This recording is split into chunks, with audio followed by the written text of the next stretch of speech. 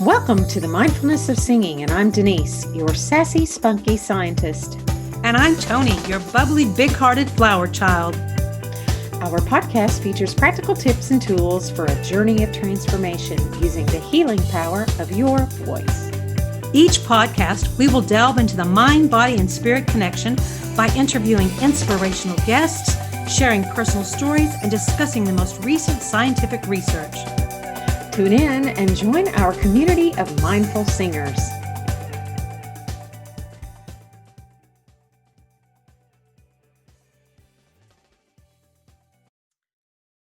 Hi, Tony. How are you today? Good morning, Denise. I'm great. I'm excited and looking forward to meeting our guest this morning.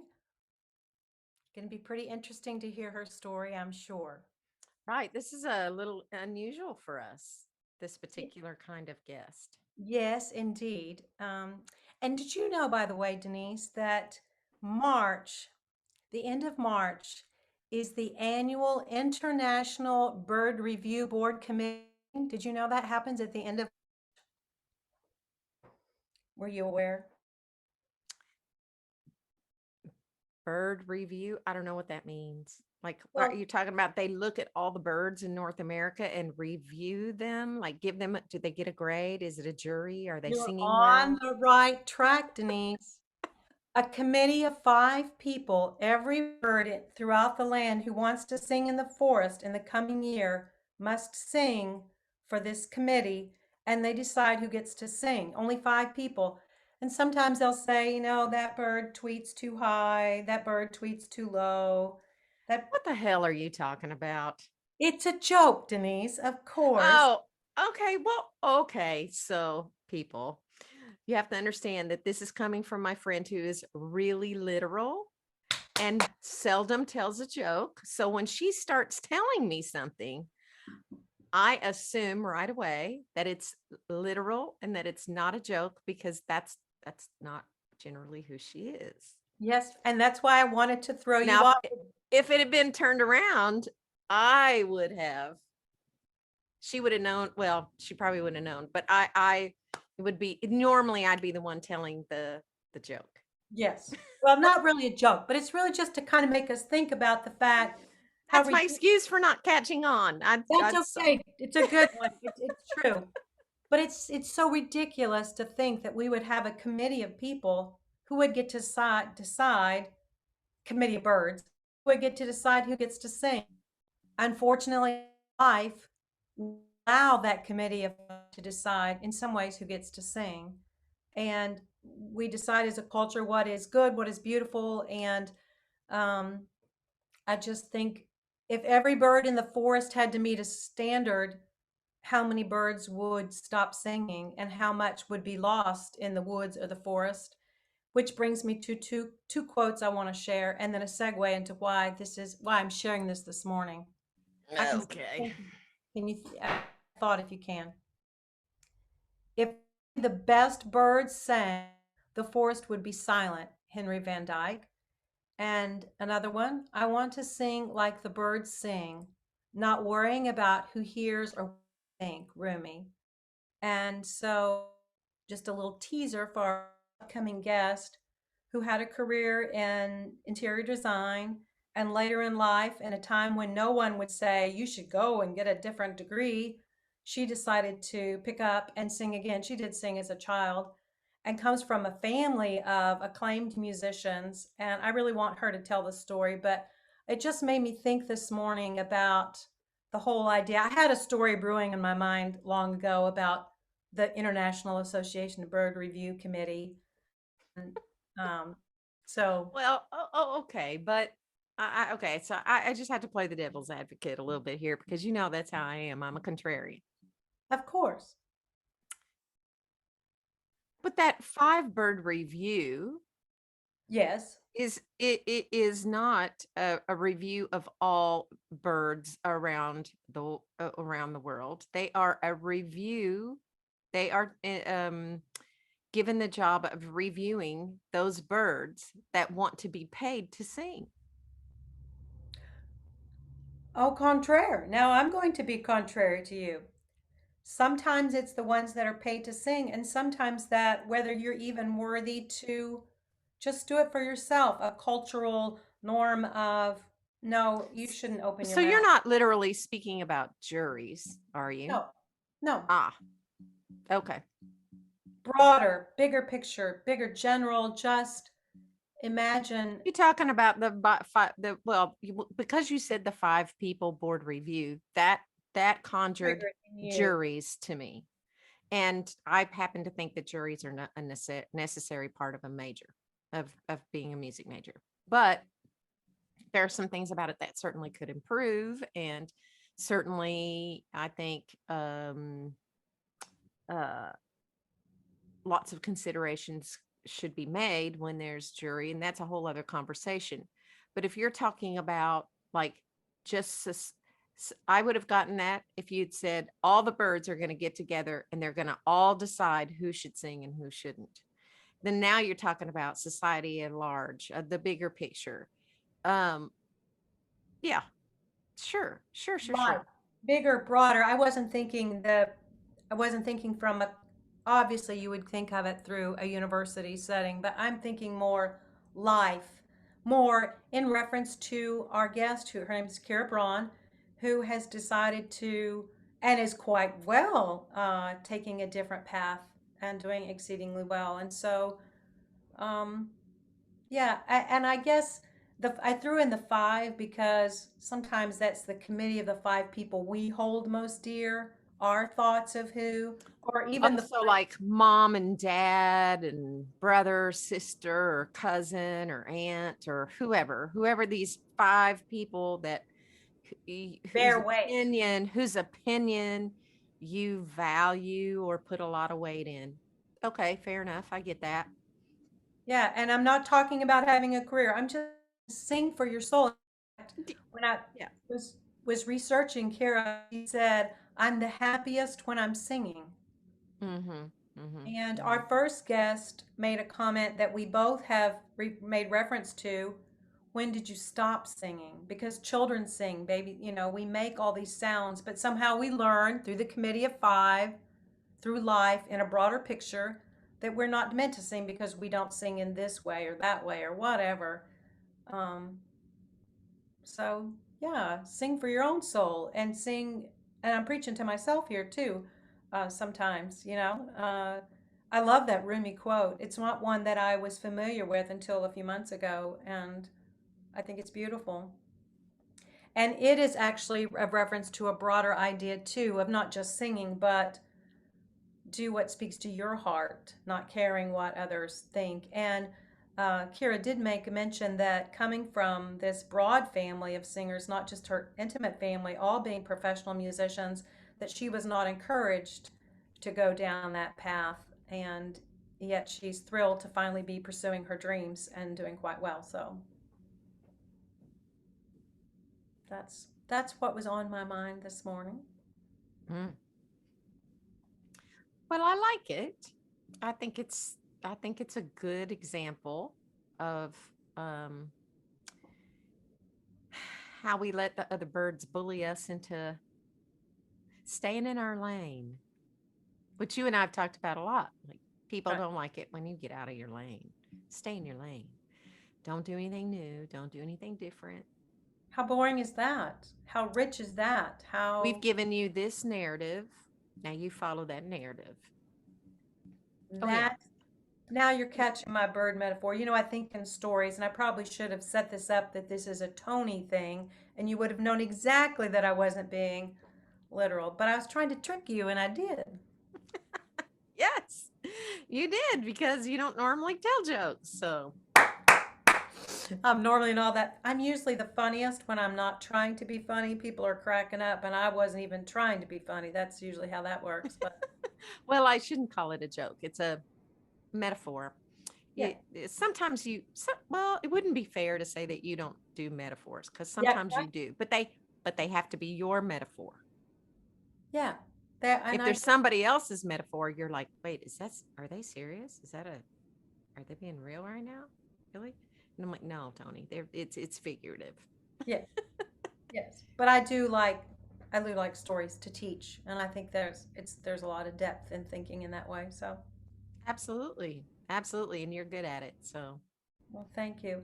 Well, since we have just a few more minutes before Kira arrives, I'll tell you another thing. Um, my brilliant friend Denise, I have been struggling some with Zoom calls, and I was delighted this week to give a speech in Italy. Woohoo! And I'm always frequently tired, very vocally tired afterwards. And Denise has so kindly, in her Denise way, let me know that sometimes I'm screaming at her.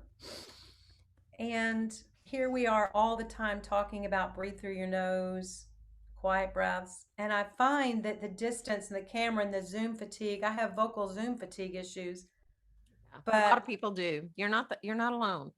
A lot of speech language pathology practitioners that I know have said that their practices have boomed because people are and on Zoom. And what happens is people think, "Oh, this is really far away. I can't see," especially if they don't have a setup like like I do, where they can see it. It's in their peripheral vision, the microphone, but they know the microphone's somewhere. They don't really know where it's on their computer. So they end up talking like this for an entire Zoom meeting. And you're like, whoa, calm down. I can hear you just fine.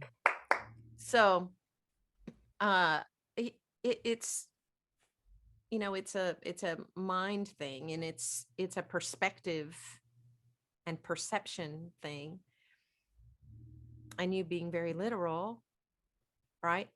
You yes. know that literally people are really far away. They're in Italy. I need to talk loud. Or how about matching the Italians, because they are loud talkers. And so much energy. But what I found that helped this week was I would breathe through my nose, trying to even is I think about that for singing, when I have a place that I can. And so Yeah. it made a Yes. difference. So That's help good. I hope my listeners hear me being a little more mellow too. And I didn't get a chance to sing or even vocalize with a straw or do anything before we came on. So my voice is still asleep a bit because I've been typing away on a Hmm. project. But Hmm. And notice she's sitting back in her chair and not right up in the screen too. She's sitting back, she's relaxed. That really also helps the Zoom um, world. And and Zoom is designed to um, pick up on your most video kind of things like this, that are out there in the world. mhm. They're meant to uh, make the microphone get more oh gosh, what am I trying to say?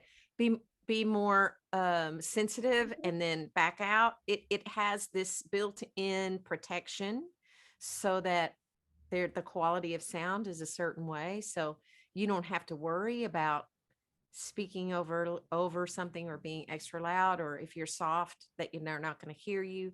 The the microphone should and Zoom should pick you up anyway, because it's going to increase its sensitivity as you get softer. It will decrease its sensitivity as you get louder.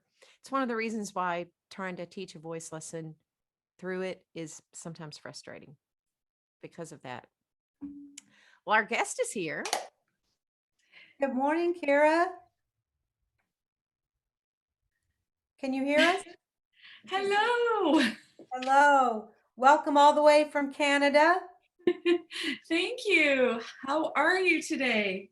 Fantastic. Are you in Toronto? I am. Yes. What What how's I the love weather Toronto. I love Toronto. I've got my Canadian Tim Oh, Hortons. Tim Hortons, of course. today? Yes, yes, yes. The Canadian Starbucks. You That's bet. And I know a lot of people feel that that's an insult. They're like, it's not like Starbucks. Don't say that. right. It's a lot cheaper, actually. Yeah, that too. Well, I don't know if you compare Canadian dollars to American dollars. I don't know. What did that cost you? Oh, $1.60 Canadian. So Probably like Yeah, $2 or $3, cheaper. right? In US Yeah, dollars. Yeah. yeah, cheaper. So do you know Shannon Coates? I do. Yes. Shannon is a lovely friend of mine, and she has been my teacher a few times. And I know that she's part of NATS, which is our teaching association. And I guess you are too, right? Yeah. Yeah, yeah. So actually, Shannon just lives 10 minutes from me here. So I've popped Oh, down to her house for some lessons, and I've also done a few Zoom classes with her too, just one on Small one. world. Yeah. I love her. I adore her. I consider her part of the inner circle. Oh, she's truly amazing. And every single time that I work with her, she has something new to help me find in my voice. And she's wonderful. Yeah. Yeah. So we're excited to hear about your interesting story. So we're going to let you tell it. Tell us. Tell the story. About my singing. Well, I began singing when I was a little kid, maybe 8 years old. And I got popped into a professional children's chorus at that age. It was in Toronto downtown, and they were the Canadian Children's Opera Chorus. So they're affiliated with the opera company. And whenever there's a children's chorus, they bring the kids on in. So it was a wonderful experience for me, not only because of the opera that I was able to be part of, and sadly I was only part of one opera because I think I was in the choir for 3 years or 3 to 4 years, and then we had to move away. But the other works that we did were equally as challenging and fun and interesting, and we always had to memorize our music, or for the most part we would memorize it. And so, it was something more than just a children's choir, in the sense of the discipline that we had to really learn and stick to. And we had some pretty rigid choir directors too, who pulled the best out of us every single time. They were fearsome in the sense that we didn't dare step out of line or speak when he was dealing with another section or anything like that. We were very good. I think I may have been called out once or twice for my chit chat, but for the most part, we we really we listened, and we learned so much. That was Dr. Derek Holman, who was the choir director at the time when I was in that choir. And they're still around. It's the Canadian Children's Opera Company now, and they're still part of the Canadian Opera Company. So they're a fixture in the children's choruses of Canada. They're one of the best ones. Awesome. Yeah, yeah. And I guess before that, though, the way that I grew up was immersed in music. And my mother is a flute player. She's retired now, but she was a professional flute player, and she was in the symphony in Niagara in St. Catharines. I would get dragged to all of her rehearsals and performances and all over the place. So I caught a lot of that music growing up, and was never really exposed to any pop music or any television until maybe I was in grade 7. So Wow. that's a long time of being immersed in classical music and really hearing nothing else. I took violin as a kid. I took piano. I never did any conservatory exams or anything like that, but I was playing around the grade 8 level. If I look back at the music that I used to know, it was at least at that level. And I had a wonderful teacher. Claire Snolton Hoffler was my teacher in Toronto, lovely lady. And but then we moved because of my mom's job in the symphony in Niagara. We moved from Toronto down to Niagara, and I had to begin again, just in terms of making friends and finding a musical outlet. And I was fortunate to get into a great church choir.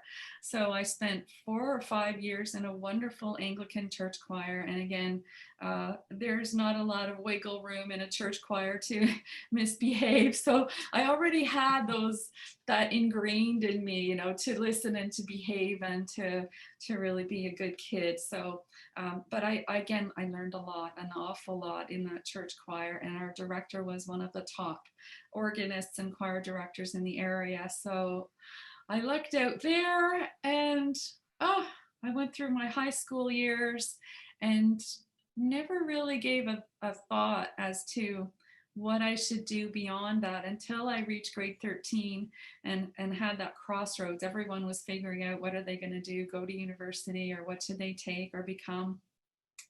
And I didn't have anyone pushing me toward music per se. I had a wonderful vocal music teacher all through high school and did the high school musical bit and everything. But she didn't push me in any specific direction, and neither did the guidance counselors, and neither did my mom. And there might have been a few little things that stopped me from choosing opera or music as my pursuit. One of which was I was a little nervous to put myself out there as a singer and a soloist, and I didn't think that I had what it took. And back then, maybe my theory was weak, and I was a bit nervous about having to audition for the U of T for the opera school. And another little part of the story is that my father was also an opera singer, and his brother was also an opera singer. So we're talking about Victor Braun and his brother William, or Bill Richard Braun. That was my dad's stage name, was Richard Braun. And so I had two cousins, Adriana and Russell, who were in opera school. They're right around my age, and I would have probably been going to opera school right at the same time as them. And I think that I was a little intimidated by that, So I left it, and I left it alone, and I chose interior design and became a Which I love. designer.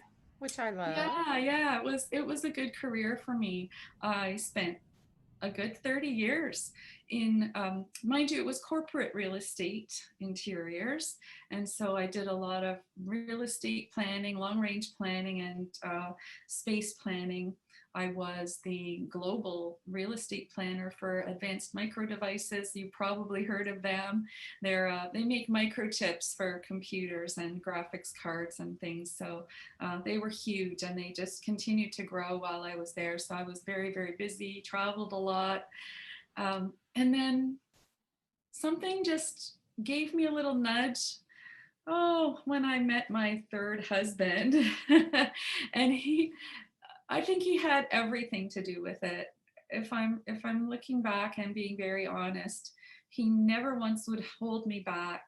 And so if there was something I decided I wanted to do now or try something different, he would always be very supportive of that and say, absolutely, of course you should do that. So I used to say to him, I'd really like to try and be a soloist. I was in a great choir back then, but I wanted something more out of it. And I finally threw caution to the wind, and I thought, what have I got to lose? That's always been my kind of go-to phrase, is what have I got to lose now? I was 50 years old at the time, and I thought, I don't have anything to lose and everything to gain. So I joined a small group that did, it's an opera company, but they do it as a studio or a learning environment. And they were producing Carmen. So I auditioned for that, and I got the part of Frasquita, and I just fell in love. And I knew that that's what I wanted to do, and that I loved being on stage, and I had the soprano voice, or so I thought. So bear in mind, this is 6-7 years ago already, just as I was turning 50. Yeah.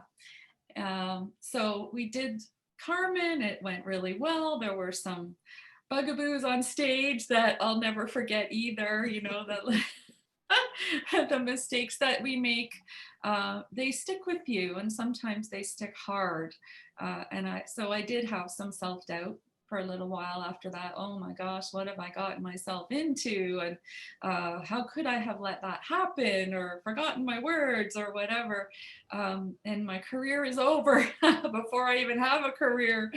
But I stuck it out and I continued with lessons. I kind of bounced around a bit with lessons at first until I really found somebody that I could work with who would really, that I fit with perfectly. Shannon's one of those people for sure. And there were others as well. But I think that where I benefited the most was with a coach. Um, and yes, I had a lot to learn technically about my voice, and I'm still learning that. I feel like I've discovered so much more during the pandemic just about my voice because all I do is sing for myself here in my home, and I experiment with the sounds that I'm making. I don't even really sing music sometimes, just try to make sounds. But so I began to work with a coach.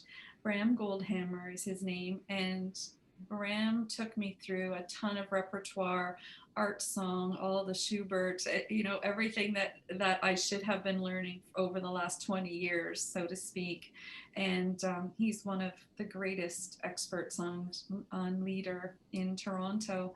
So I was so lucky to get to work with Bram, and then things just started to unfold for me. I began to get invited to sing here and there in a choir as the soloist, or even a couple of operas that were done with a full orchestra. So I got some very great experience early on, and then I thought, oh, I really feel like I'm not quite on a par with some of these colleagues here. I did 3 of those operas with orchestra, and they were incredible. We did Skiki, we did Hansel and Gretel, and Sor Angelica was the 3rd one. They were amazing. But I felt like I had a lot more to learn to just get to even close to the same level as the people I was working with. A lot of them were opera chorus folks, so they've been around a lot already and had a ton of performance experience, and I was still just so green. So that's when I decided I need to get a degree in music. And I began that 4 years ago, and in 3 weeks I'll be done. So that's Wow. Brava, brava diva, brava. Diva. Yeah, thank you. It's been an incredible experience, and my gosh, really difficult at times, very stressful, as you all know. And the hardest part for me was the theory, to learn the theory, because I really, as I said, I hadn't had any conservatory. Some of the 20 somethings that were in my class, they knew that theory like the back of their hand, and they whizzed through the class. I had to work triple hard to get through that workbook and make sure that I was ready for those tests. Oh my goodness. But the rest of it I absolutely loved, and I in particular loved taking the music history. And so there were 2 full years of music history with a couple of incredible professors, and then the rest of it was electives that I could choose for myself. So I had a lot of fun. I learned how to play guitar and did a bunch of other things that were exciting for me. And I also took voice lessons during that time. So I took classical in the first year, and I took jazz voice in the second year. And I just completed a class, only a 1 semester class on gospel music. And so I really learned from one of the best in terms of how to deliver gospel as well. So it's been a good run. Yeah, and now I don't know what I'm going to do next. Well, so what was it like? I assume you didn't have too many peers that were your age in your classes. Is that correct? That's exactly right. I think there may have been 2, possibly 3 other people in my year who were right around my age group, or even possibly a bit older. But I didn't have very many classes together with those people because, aside from the history and the theory classes, you're kind of on a rotational pick whatever you want. And those 2 were the compulsory classes. So, yeah, I remember seeing them every so often, but I connected much more with the 20 somethings, just because of by virtue of the fact that I wasn't in classes with those other people, except for maybe one. And my goodness, it was so eye opening. I have to tell you, I have two kids of my own, and I've always been proud of them, and I knew that they could do a lot of stuff. But here I was seeing the 20 somethings in a whole new light. An incredible amount of talent was there, and they were also really kind of supportive of me in their classroom, and they would help me when I got stuck, but I would also help them. So there were things that I had that were strengths and vice versa, and we worked with each other like that. And I think I became kind of like the mom of the group. And a lot of them would ask me, what's our homework? When is the test? And how are you studying for this and that? And I would proofread things for people, or even help them with their final essays, just to make sure the flow was there. I think writing is one of the hardest things for some of the young people to deal with, to get those essays out there. So I was happy to get to help them that way. Well, I'm writing about music is really hard. Yes, it is. If you especially if you don't know a lot about theory, it's really hard to put into words what you want to express about why does this music sound a certain way, Yeah. and make it correct. Hmm. So yeah, I still struggle with that. Even having learned, how to tell, for example, the difference between which mode we're in as opposed to a key signature, and to explain that. I know we learned that in first year, and it's been such a whirlwind since then that I have to dig back through all my paperwork and go, oh yeah, that's how you do it. Hmm. Yeah. Yeah, I'm so sure you were an inspiration to them and very helpful to have. You bring, as you said, different strengths and weaknesses and the wisdom of all the years that I would be a totally different person in music school now. If you could turn back time, would you have done it differently? Would you have gone? oh, that is such a big question. I really do have, when I look back, I have regrets about the choice that I made at the time.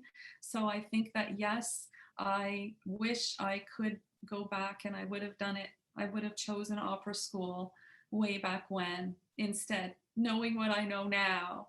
Um, just because, and I try to think sometimes, what would my life have been like if I had done that back then? Where would I be now as a singer instead? And I still feel like I have a whole lot of catching up to do to get to the level that I'd like to be singing at, or to the the venues that I'd like to be performing in. They'll come, I hope. But yeah, I feel like I'm behind.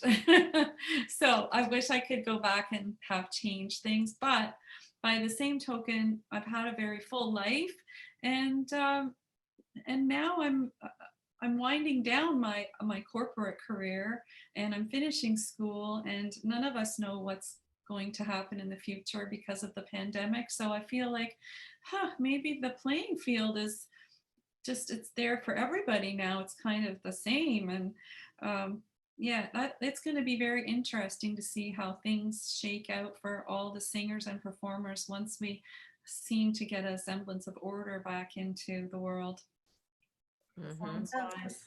You also, I'll let Denise have a turn. Go ahead, Denise. Oh, I was just going to say, you said winding down your corporate career. Mhm. So you're still doing that. Yes, I'm working part time as a Wow. consultant.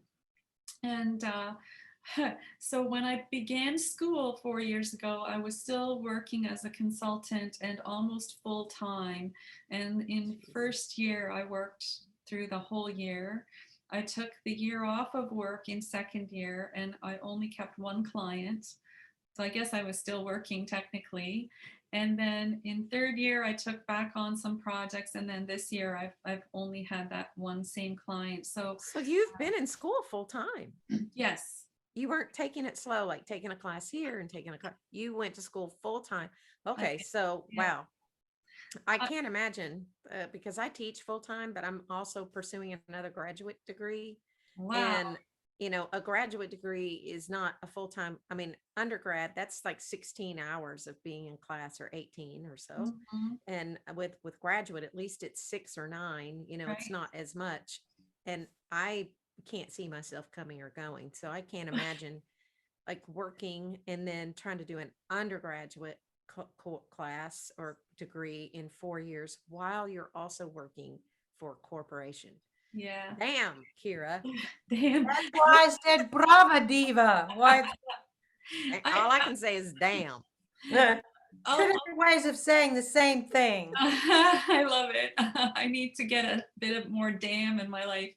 I'll qualify that by saying that I didn't have to be anywhere other than my desk at home in order to do the work that I was doing when I was still working. So on a consultancy basis, just before I started university, I was project managing some very big construction projects. One of them was a call center for Capital One Bank, and that required me to be on site and in amongst the trades and meeting with the designers and dealing with the mechanical electrical engineers. But after that, because I'm self-employed, I was able to find work that was desk-based and home-based. So and it was, honestly, a notch or two down from project management. You can require a certain hourly rate, and then if you're working at home and you're just kind of doing it by rote, then it's a lesser rate per hour, but it paid the bills. And yeah, it really helped me get through. And now, yeah, I feel like I'm semi-retired. In my mind, I'm semi-retired from that. And I would really like to finally be able to focus on my music and do more singing. I don't sing every day, and I feel like that's what I should be aiming for in my daily life.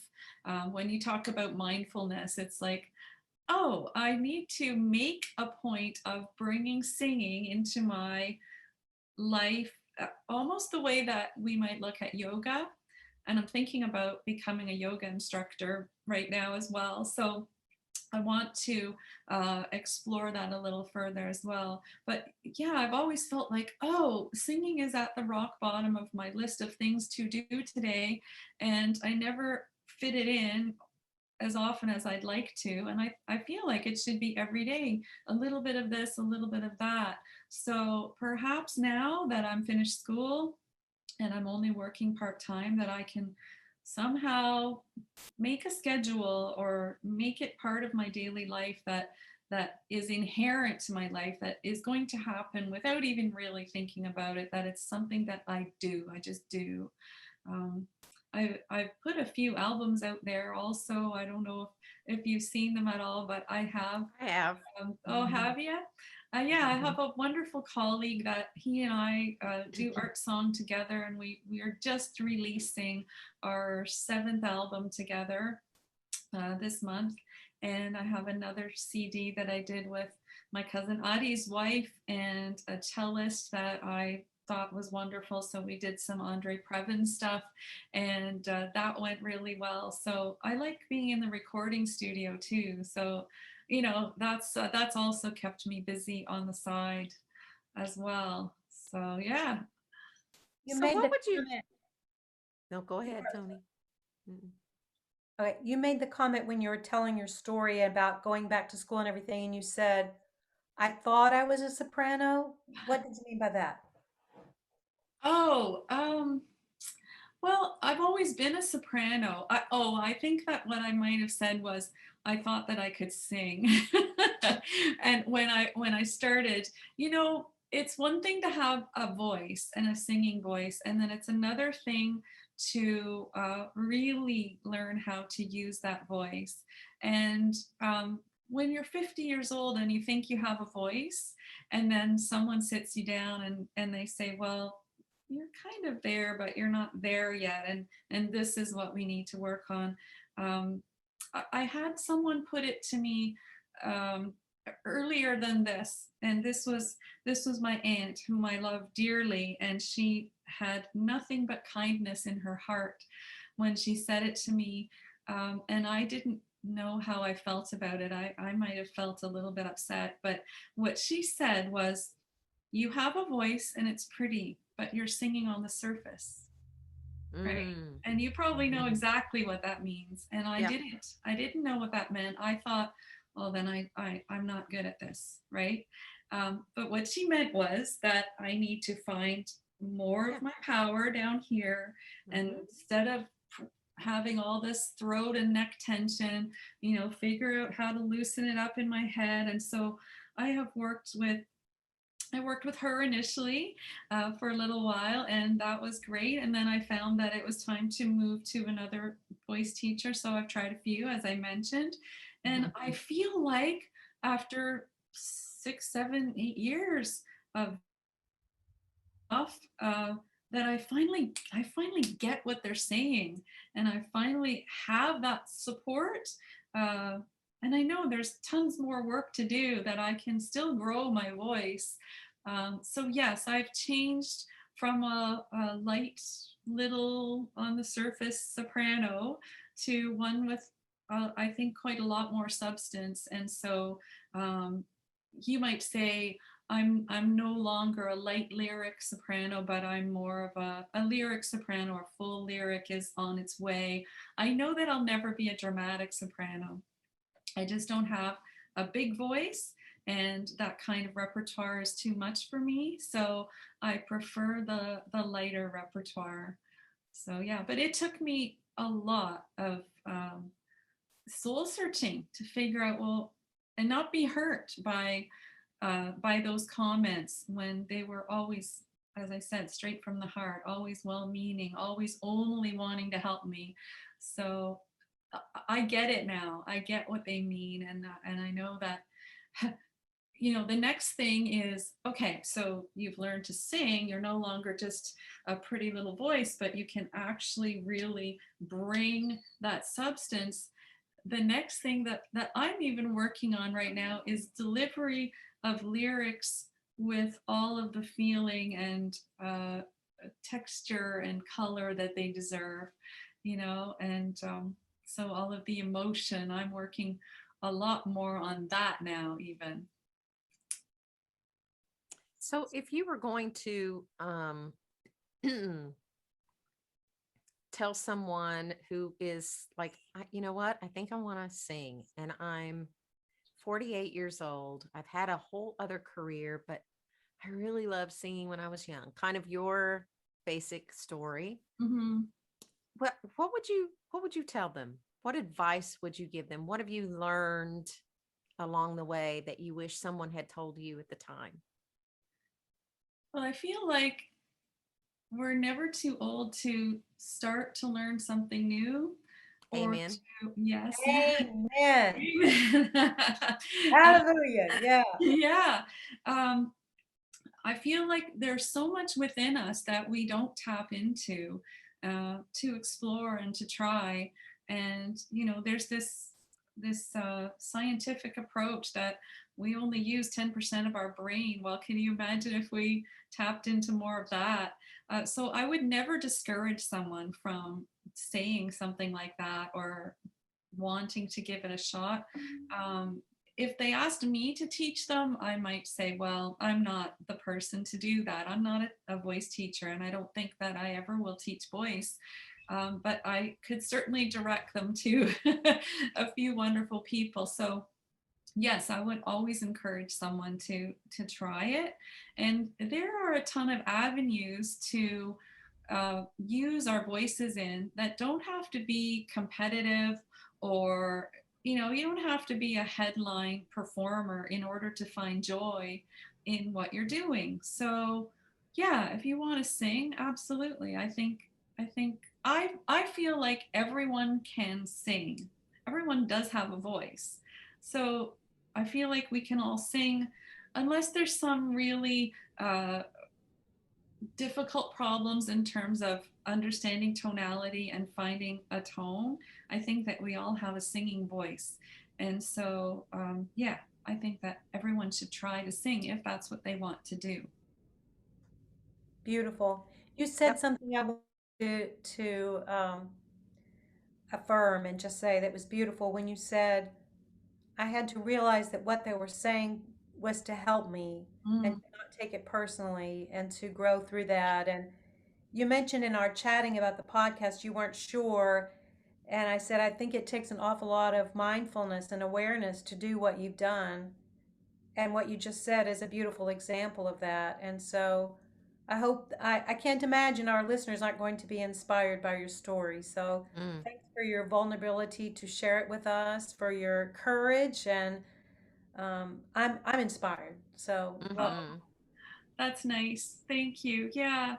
You know, I think singing is a very human, subjective, difficult thing to do and to manage through emotionally. And if you let it, it can ruin you in terms of those mistakes. Say you make a mistake in a performance and you allow yourself to beat yourself up over that mistake and never can move on past it.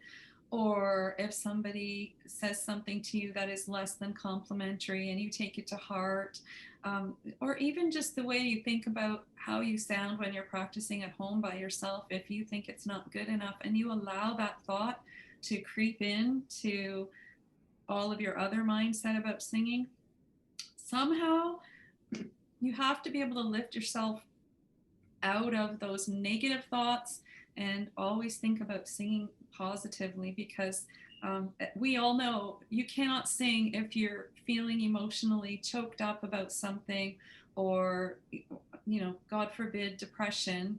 It would be so difficult to rise out of that and find your singing voice. I think for a lot of people, um, mind you, singing can be very therapeutic too. And I absolutely found that I would forget my daily life when I'd go to those choir practices, 2 and 3 hour long practices, and it was like a whole other world for me. I left everything behind and came out of there high as a kite because I was just so thrilled with having used my voice and being making music with other people. Um, so yes, singing is hugely psychological. Um, Yep. I had a ton of difficulty, even just, I hate to say it now, a year and a half ago almost, since my last performance on stage. And it was the biggest one of my career so far. I was the guest soloist on with the Salvation Army for their Christmas gala concert at Roy Thompson Hall in Toronto, and I was so nervous. I was still in school and I was cramming through exams, and the concert was in December, of course, so it was all happening at once. And my brain was telling me, I can't do this, I can't do this, I can't do this. And I had to get help. I had to find somebody who could actually sit me down and say, you have all the tools, you've done all the work, you you have the voice, and you have the personality for the stage, you have everything that they want, they wouldn't have hired you otherwise, and here's how we're going to work on your mindset in order to get you there. And after, I think, maybe 4 sessions, all done over the phone with this lovely lady named Paula Wickberg, Paula helped me figure out that, yeah, I did have what it took. And I didn't need to think of myself as lesser than anybody else, and that it wasn't about anyone else. I didn't have to compete or feel that way. And so I just somehow stepped on stage and did it. But yeah, if we let our minds talk us down, it's so powerful. And so I think there's a lot to be said for figuring out what's in our heads before we set about a singing goal. Yep. Self-talk. Yeah. And it can either be great or it can kind of undo us for sure. Absolutely. So, Kira, if people want to hear you, to be inspired even more by your great story, where can they follow you? Oh, they can find me on Facebook. Kira Braun Soprano is my page. And I also have a website, same thing, kirabraunsoprano.com. And all of the music I've done with Peter Krochak and Linda Ippolito and Kirk Starkey is on iTunes and on Spotify and just about every other platform globally that you can put it out there on. So yeah, we're all over the web. That's great. That's Beautiful. great. Thank you.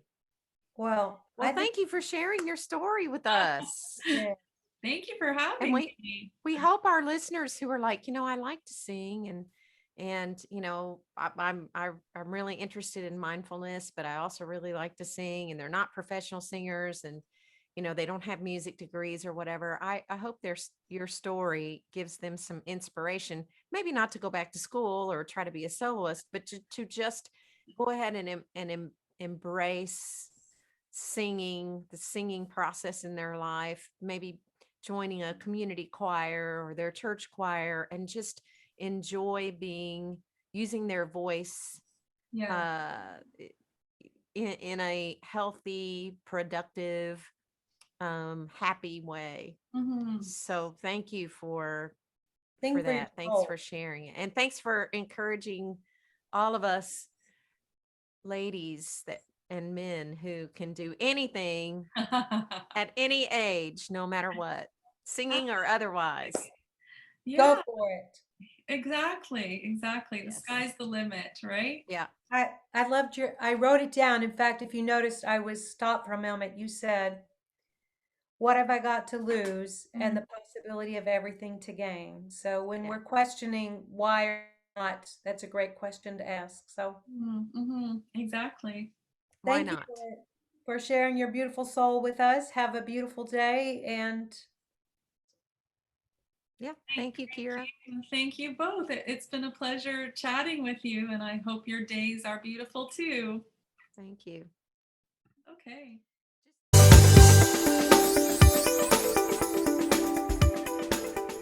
thank you so much for listening. We are very grateful that you joined us today. If you like this podcast, please subscribe, write a review, share it with a friend.